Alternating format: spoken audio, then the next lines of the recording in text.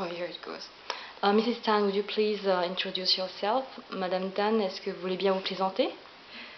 Bonjour, Yaorana, Ni hao. My name is Tan Siok Siok. I'm a documentary filmmaker from Singapore, and I'm an overseas Chinese, as you can probably tell. So for me, it's interesting because my relationship with China, like many of you in the audience today, is a rather special one. Because in some ways, I feel like I'm half a foreigner, as in I have this great connection to Chinese language and culture, but at the same time, I will never be fully Chinese, as in being from mainland China. But in terms of documentary filmmaking, I find that that unique point of view is actually a wonderful asset, because it means that my perspective on China is always a little different from what people expect it to be. So that's why I am. Mrs. Tan, would you please introduce your documentary Boomtown Beijing to us? Madame Tan, est-ce que vous voulez bien nous présenter votre documentaire Pékin, ville en effervescence?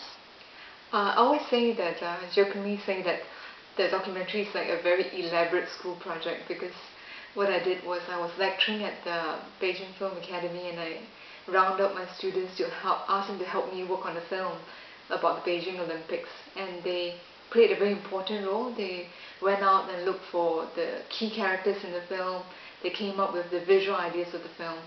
And the film itself, I feel, is a rather unusual film, because it's not a conventional story, but it's actually an essay, a visual essay about the city of Beijing.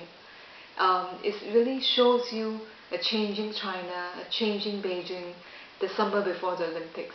And it's told through 3 or 4 different characters. The 3 main characters each has an Olympic dream. There's a boy who wants to become a torchbearer. There's an old man who wants to stage a mass Olympics performance. And there's a blind athlete who wants to have a last chance at an Olympic medal. And they're all connected by a cab driver. And as all of us who live in a major city know, the cab driver is very important in bringing us around. And in the film, he plays a critical part in linking the different parts of the city together visually. So this is Boomtown Beijing, a rather unexpected take on the city of Beijing. And finally, Mrs. Tan, would you please tell us about Sichuan and the earthquake relief? Et enfin, Madame Tan, est-ce que vous pouvez nous parler du Sichuan et de l'aide que vous voulez apporter aux victimes du tremblement de terre? I think people all around the world have heard about the Sichuan earthquake that happened on the 12th of May in the year 2008. I would actually urge all of you to continue to offer your support and your love and attention for all the victims of the Sichuan earthquake. Because I think when a disaster happens, there's a lot of media attention on it. But soon that attention fades away, because people get tired of hearing the news and it's not as dramatic anymore.